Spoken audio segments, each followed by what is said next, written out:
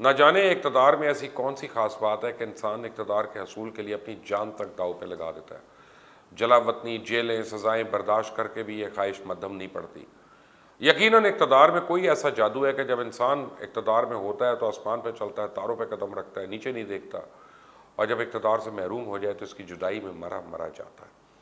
साथ ही वो किसी न किसी तरह इक़्तिदार दोबारा हासिल करने की तगो-दो में लगा रहता है, चाहे इसे चोर दरवाजे से दाखिल होना पड़े, मरना पड़े, मारना पड़े। बहुत से लोग तो ऐसे हैं जो कभी वज़ीर रहे, मुशीर रहे, इक़्तिदार के खूब मज़े लिए, पर जब इक़्तिदार में नहीं रहे तो किसी न किसी तरह एक बार फिर गाड़ी पर झंडा या डंडा लगाने की तरकीबें सोचते रहते हैं।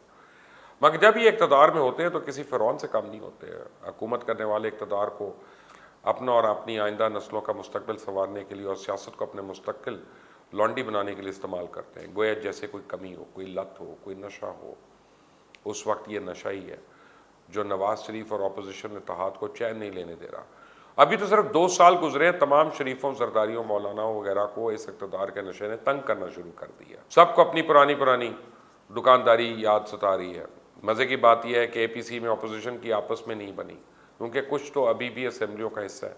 पीपल्स पार्टी की तो अपनी सूबाई हुकूमत और ये बाइस इख्तलाफ है। आप इक़्तिदार की करामात तो देखें कि एक जानिब तो ख्वाहिश है कि वफाक में किसी तरह वापस आ जाए या किसी तरह हिस्सेदारी मिल जाए और किसी तरह केसेस से जान छूट जाए, लेकिन सूबे में इक़्तिदार छोड़ने को कोई भी राज़ी नहीं है। असम्बली से इस्तीफ़ा देने को कोई राज़ी नहीं है। तहरीक, मार्च और एहतजाज का तो बहुत शोर है। ये अपोजिशन अवाम से तो कुर्बानी चाहती है, खुद असम्बली से इस्तीफ़ा दे के कुर्बानी नहीं दे सकती। बकौल हुकूमत ये अपोजिशन नहीं, ये चोरों और डाकुओं के जत्थे हैं जो अदालतों से सज़ा याफ्ता है, जो मनी लॉन्ड्रिंग के मुजरिम हैं, और अब जो ये रास्ता मांग रहे हैं, इनको रास्ता दिया गया तो फिर इनके एहतसाब का निज़ाम और अदालती निज़ाम पर सवालिया निशान लग जाना है। अपोजिशन की सुने तो वो इमरान खान को गैर जमहूरी, सिलेक्टेड और मुंतकिमुल मिजाज कहती है। चले मान लिया ये तो आधा सच है। पूरा सच तो यह है कि जुल्फ़िकार अली भुट्टो से लेकर नवाज शरीफ तक कौन है जो मुख्तलिफ हलकों की हिमायत और मदद के बगैर हुकूमत में आया हो। पीपल्स पार्टी से लेकर नून लीग तक पार्टियां कैसे वजूद में आई, कैसे ये कोई ढकी छुपी साइंस तो नहीं है। दरअसल अपोजिशन NRO मांगती है। ये लोग एहतसाब और मुकदमात से फ़रार के लिए बहानाबाजी करते हैं। आप सुबह इनको NRO दे दें, फिर देखें ये इनकलाब कहाँ जाता है। हकीकत तो ये हुकूमत गिराना या नया इलेक्शन करवाना मकसद होता तो PTI को कुल वोटर्स में सिर्फ 16% मिले, जबकि सारी अपोजिशन को 20.3% वोट मिले।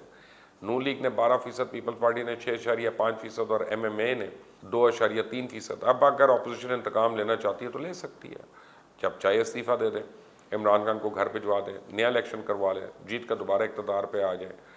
पर लिख लें ये मुमकिन नहीं, क्योंकि जैसे अपोजिशन के ख्याल में हुकूमत जाली है तो ये अपोजिशन भी तो शायद कोई असली नहीं, ये भी तो 2 नंबर टाइप अपोजिशन है। सिर्फ इससे अंदाज़ा लगा लें कि पार्लियामेंट के मुश्तरका इजलास में कई अपोजिशन अरकान जानबूझकर आए ही नहीं, इसलिए हुकूमत ने सारे बिल मंजूर करवा लिए। नवाज शरीफ ने मुल्की इदारों पर जिस तरह तनकीद की और तासुर देने की कोशिश की, जो बयानिया अपना लिया, मेरा तो सवाल ये है क्या इस बयानिया पर अमल करने पर सारे नून लीगी राज़ी हैं? नून लीग तो हमेशा बैकडोर से हुकूमत में आई है। आप देखें नवाज शरीफ ने अपनी 54 मिनट की तकरीर में बहुत कुछ कह दिया, एक बात नहीं कही कि वो पाकिस्तान कब आ रहे हैं, इस तहरीक का हिस्सा बनेंगे जो हुकूमत के खिलाफ चलाई जाने वाली है या नहीं। नवाज शरीफ ने अपनी तकरीर में अपोजिशन के हर फैसले का भरपूर साथ देने की यकीन दहानी करवा ली, लेकिन हकीकत यह है कि अपोजिशन शायद ही कोई ऐसा फैसला करे जो बराह रास्त फ़ौज के साथ टकराव की तरफ ले जाएगा। क्या ये हकीकत नहीं कि खुद मियाँ नवाज शरीफ एक अरसे तक इस्टेब्लिशमेंट की आँख का तारा रहे? खराबी तो उस वक्त पैदा हुई जब उन्होंने गलबा पाने की सोच को अपनाया। ये नहीं हो सकता कि पाकिस्तान की सियासी तारीख का सारा मलबा इस्टेब्लिशमेंट पर डाल दिया जाए।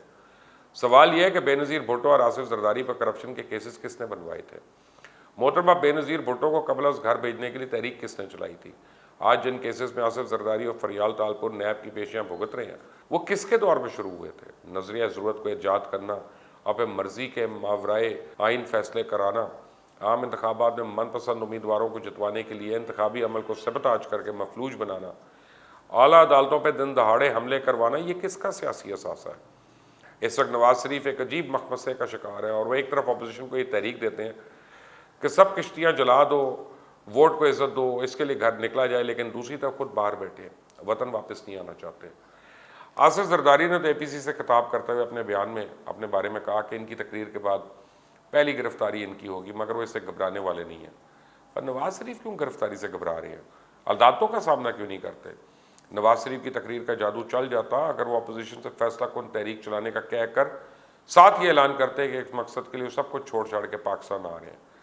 अब तो ऐसा लग रहा है कि पकी पकाई खीर खाना चाह रहे हैं, यानी अपोजिशन यहाँ कुर्बानियाँ दे के माहौल गर्म करे और जब सब कुछ बदल जाए तो मियाँ साहब बिरयानी खाने पाकिस्तान आ जाए। बिल्कुल वैसा ही जैसा मुशर्रफ दौर में हुआ था, जब असल तहरीक और असल जद्दोजहद बेनज़ीर भुट्टो ने की, जान की बाजी लगा दी और जब सब कुछ हो गया तो नवाज शरीफ खीर खाने पाकिस्तान पहुँच गए।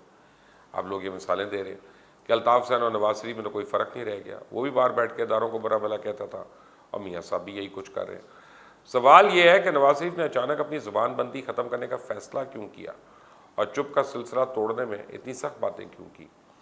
नवाज शरीफ लंदन में बीमारी का बहाना करके बैठे हुए थे और ये समझ रहे थे कि हुकूमत इनके खिलाफ वो कार्रवाई नहीं करेगी, मगर जूँ ही हुकूमत ने यह फैसला किया कि नवाज शरीफ को वापस लाया जाएगा, अदालत से नैब ने रुजू किया, जिस पर इस्लामाबाद हाई कोर्ट ने इनकी ज़मानत मनसूख कर दी और उन्हें गिरफ्तार करके पेश करने का हुक्म दिया, तो मियाँ साहब को बीमारी की वजह से खामोश रहने की पॉलिसी बदलना पड़ी।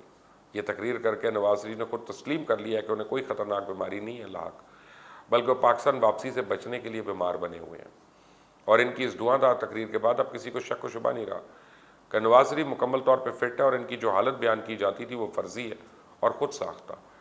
मियाँ नवाज शरीफ ने कभी ट्विटर या फेसबुक इस्तेमाल नहीं किया था, लेकिन अब इनका ट्विटर पर आना इस बात का इशारा है कि जंग का मैदान सजने जा रहा है। मगर जो नवाज शरीफ रियासती इदारों के खिलाफ बयानियाँ देने जा रहे हैं, लगता यूँ है कि जल्द पीपल्स पार्टी और वो अपने अपने रास्ते जुदा कर लेंगे।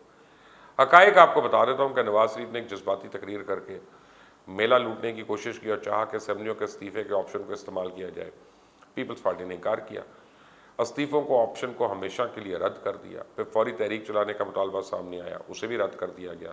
इन हाउस तब्दीली का ऑप्शन नवाज शरीफ और मरियम बीबी को कबूल नहीं, क्योंकि इस सूरत में शहबाज शरीफ का सितारा चमक सकता है। लेकिन इसलिए सरदारी साहब भी तैयार नहीं, वो नहीं चाहते कि इनके असली सियासी दुश्मन दोबारा इक़्तिदार में आए। नवाज शरीफ की आखिरी कोशिश होगी मार्च में होने वाले सेनेट के इंतखाबात से कबल असम्बलियाँ टूट जाएँ, ताकि सेनेट में PTI और पीपल्स पार्टी को अक्सरियत हासिल ना हो सके, क्योंकि सेनेट के इलेक्शन के नतीजे में भी नून लीग और मौलाना का सफाया होगा और PPP और PTI की सियासी क़ुव्वत में इजाफा होगा। लिहाजा APC के इनेकाद से अख्ताम तक जरदारी सब पर भारी रहे और 4 माह का तवील रोड मैप दे गए। यहाँ तक कि मौलाना फजलुर्रहमान की तकरीर के वक्त लिंक डाउन कर दिया गया और वाहिद तकरीर मौलाना की नशर नहीं हुई। नवाज शरीफ की मुकम्मल तकरीर का लुब्बे लबाब यह था कि एक बेहतरीन डिश तैयार की जाए, जब तैयार हो जाए तो फिर उन्हें उस पकवान को खाने के लिए बुलाया जाए। बाकी ये क्रेडिट ज़रूर नवाज शरीफ और शहबाज शरीफ को जाता है, दोनों मिलकर वो सबको बेवकूफ़ बना रहे हैं। यानी जब नवाज शरीफ को पाकिस्तान से बाहर जाना था, शहबाज शरीफ सामने आ गए, मरियम ने चुप साध ली। जब रिलीफ लेना था तो शहबाज शरीफ सामने आ गए, और जब रिलीफ ना मिला तो badman Goodman badman Nawaz Sharif और मरियम सामने आ जाएंगे। ये गुडमैन बैडमैन की पॉलिसी इन दोनों भाइयों से ज़्यादा अच्छी तो कोई नहीं जानता। इस वक्त नून लीग बैडमैन वाले फेज़ में है और ये सब दोनों भाइयों की मिली भगत से होता है। जब रिलीफ मिलना शुरू हो जाएगा तो आप देखेंगे कि शहबाज शरीफ फिर फ्रंट पे आ जाएंगे और नवाज शरीफ ऐसे चुप साध लेंगे कि जैसे कभी इनका वजूद ही नहीं था। जैसे मैंने शुरू में बताया था कि असल में तो ये इक़्तिदार और ताकत का नशा, हवस और लालच है जो नवाज शरीफ और मरियम को चैन से नहीं बैठने दे रहा, और इस नशे को पूरा करने के लिए मियाँ साहब ने इस बार इंतहाई कदम उठा लिया। मरियम और मियाँ साहब बड़ी तेज़ी से लेके इस जानिब गामजन है, जिसको आसान अल्फाज में in the foot steps of Altaf Hussain कहा जाए तो गलत नहीं होगा। इस वक्त आलमी हालात के तनाजुर में पाकिस्तान इंतहाई नाजुक मरहले से गुजर रहा है। इसका अंदाज़ा नवाज शरीफ को है और वह इन हालात से फ़ायदा उठाना चाहते हैं। CPAC को फाइनेंस करने वाले चाइनीज़ बैंक्स ने सियासी अदम इस्तेहकाम को जवाज़ बना के प्रोजेक्ट्स के फंडिंग की खबर रोक रहे हैं। खबर यह है कि चाइनीज़ गवर्नमेंट CPAC रूट की कानूनी तहफ़्फ़ुज़ की खातिर गिलगित बल्तिस्तान को पाकिस्तान में ज़म करने का मुतालबा कर रही है, और इन दोनों तकाज़ों की तकमील के लिए हुकूमत को इस हवाले से अपने रवायती मौक़िफ़ से पीछे हटने के अलावा वसीत और कौमी इत्तफ़ाक़ राय की ज़रूरत है, क्योंकि गिलगित बल्तिस्तान को मुमलिकत का जुज़ बनाने के लिए GB असम्बली से करारदाद की मंजूरी के बाद आइन में तरमीम के लिए पार्लियामेंट की 2/3 अक्सरियत के लिए अपोजिशन जमातों की हिमायत दरकार होगी। मगर सूरत हाल आपके सामने है। अपोजिशन ने जिस मौके पर मुज़ाहमत का ऑप्शन इस्तेमाल करने का ठाना ही है, बहुत ही माना खेज़ है। मेरी नाक़िस सियासी समझ बूझ के मुताबिक नवाज शरीफ ने सियासी फैसले को आइनी तनाज़े में बदलने की खातिर जिस मुश्किल राह का इंतखाब किया है, इसकी कीमत तो नून लीग बतौर पार्टी आने वाले वक्त में अदा करेगी, क्योंकि जनूब मगरब के बाद गिलगित बल्तिस्तान और पंजाब में भी सियासी मुज़ाहमत भड़क उठी तो CPAC मनसूबे और कश्मीर कौस को नाकाबिल तलाफ़ी नुकसान पहुँचेगा। मोदी खुश होगा और इस मुल्क की सियासत का अलमिया मुलाहिज़ा करें, हुकूमत और या अपोजिशन सबका अपना अपना सच है, अपना अपना मौक़िफ़, अपना अपना झूठ। सब इब्राहिम की चाह करते हैं लेकिन आतिश नमरूद में कूदने को तैयार नहीं। सब मूसा को सराहते हैं लेकिन फ़िरौन के आगे डट के खड़े होने का हौसला नहीं। तकरीर, बयान और नारे वो लगाते हैं जो सिर्फ सियासत के रसियाओं। जिन्होंने लड़ना होता है वो अपने ख़ानदान और बच्चों के मुस्तकबिल को उजरती बनाते हैं। वो तो खुदकुशी की रस्म के लिए भी हर वक्त तैयार रहते हैं। तारीख का सबक है, दुश्मन की गिरती दीवार को धक्का दिया जाता है, सहारा नहीं। मियाँ साहब, अगर अवाम का दर्द है पाकिस्तान आए, फिर जेल मिले या राइवल की गद्दी, लड़ाई लड़नी है तो मैदान में उतरे। तहरीक अदम एतमाद और असम्बलियों से इस्तीफे के बगैर ये तहरीर बेवक्त की रागनी के सिवा कुछ नहीं। वैसे इन तेलों में अब कुछ ज़्यादा तेल नहीं है। आप इत्तेफाक करते हैं या नहीं, मुझे ज़रूर बताइएगा। इस चैनल को सब्सक्राइब करें, बेल आइकॉन को प्रेस करें।